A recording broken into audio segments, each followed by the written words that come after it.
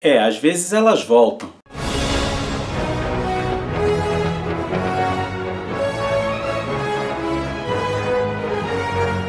Olá! Bem-vindo ao Fantasma Brasil! Uma série de sequestros aéreos faz com que o fantasma se recorde de velhas adversárias, a Sky Band. Esse é o mote da história The Aviatrix, publicada pela Moonstone Books. Pouco conhecida dos leitores brasileiros, a fase do fantasma pela Moonstone talvez tenha sido uma das melhores fases do fantasma. Quando você para pensar nas editoras que publicaram o fantasma por licenciamento, a Moonstone foi aquela que apresentou um material de altíssimo nível. The Aviatrix foi publicada em duas partes nos números 7 e 8 de The Phantom, publicação da Moonstone do ano de 2005. Trazia a história de Ben Raab e arte de Pat Quinn e Ken Whitton. Logo no início da história nós vemos um jovem empresário tendo seu avião sequestrado de maneira muito peculiar. Acontece que o avião é sequestrado por uma figura usando uma wingsuit, aquelas roupas que pessoas usam para saltar de aviões e verdadeiramente planar pelo céu. Com equipamentos de alta tecnologia, o avião é desviado de seu curso e os seus tripulantes, os seus passageiros, são postos para dormir por um gás. Acontece que esse homem que é sequestrado logo no início da aventura é o quarto sequestrado nas mesmas condições. O que há em comum entre os 4 desaparecidos é que são todos eles empresários ou representantes de grandes empresas que estavam se dirigindo para um encontro em Bangala, encontro este promovido pela Organização das Nações Unidas com coordenação de Diana Palmer. Parte de um projeto intitulado First Step, ou Primeiro Passo, uma tentativa de Diana de arrecadar fundos para melhorar as condições de vida nos países africanos. A quinta empresária que estava para ir a Bangala é uma grande amiga, uma amiga de colégio de Diana Palmer, que demonstra estar receosa. Diana e Kitty começam a conversar e chegam à mesma conclusão: se os desaparecimentos estão ocorrendo em pleno ar, só há uma explicação. A Sky Band, as piratas do céu, estão de volta.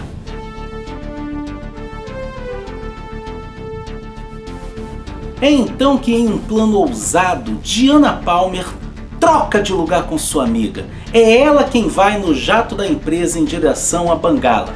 E neste jato está o nosso velho conhecido Kit Walker. E não dá outra, o avião de Diana é realmente atacado por 3 figuras aladas usando wingsuits que contam com o apoio de uma outra aeronave. Por meio de controle remoto, graças aos dispositivos estrategicamente posicionados na aeronave sequestrada, esta é direcionada para um hangar escondido, oculto numa montanha. Quando 2 das mulheres entram na aeronave para pegar aquela que elas pensavam ser a empresária, a diretora da outra empresa, eis que elas se deparam com Diana Palmer, que não era exatamente quem elas esperavam. E é aí que o nosso espírito que anda se revela. E a luta do fantasma com essas mulheres não poderia ser mais interessante, até porque o fantasma deixa muito claro que ele tem uma política de não bater em mulheres, o que não quer dizer que ele não vai oferecer combate a elas. E elas usam equipamentos muito curiosos, armas que dão choque, facões. É um momento assim de luta muito interessante. O fantasma consegue efetivamente enfrentá-las, mas em um dado momento ele acaba sendo capturado. Quando o fantasma acorda, ele descobre que está atado por algemas equipadas com dispositivos elétricos. Caso ele tente forçá-las, elas lhe dão uma descarga elétrica muito poderosa. É então que o fantasma conhece a líder dessa nova versão da Sky Band, que é chamada pelas outras de Sky Queen, ou Rainha do Céu. E ela vai apresentando as suas 3 principais companheiras de trabalho: Aisha, uma coatiana, Sofia, da Polônia, e Miho, do Japão. Curiosamente, cada uma dessas 3 tem alguma rixa envolvendo as empresas representadas pelos empresários sequestrados. E é então que a Rainha do Céu se revela ao fantasma. Seu nome é Sarah, filha de ninguém mais ninguém menos que Sala. E para piorar a situação, ela acredita que o fantasma seja seu pai.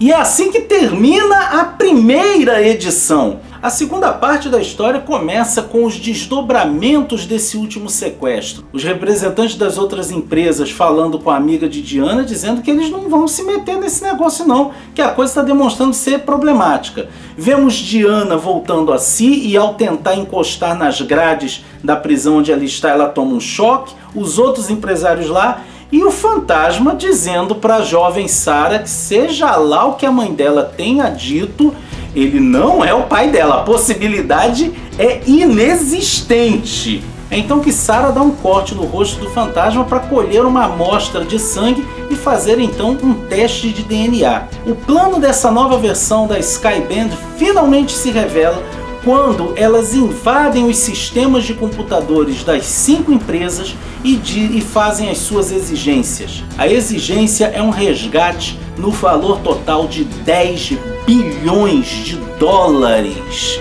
2 bilhões para cada uma das empresas reaver os seus chefes, os seus CEOs. Ao constatar que o DNA de Sarah não bate com o do fantasma, Sarah fica revoltadíssima e resolve dar um basta naquilo. A solução que ela encontra é simplesmente matar todos os empresários, independente de ter recebido ou não o resgate. Acontece que a única empresa que realmente fez a transferência de sua parte no resgate foi a empresa da amiga de Diana Palmer. O fantasma então fica sendo guardado por Miho e ele diz para ela: aposto 10 pratas que você vai me ajudar a escapar.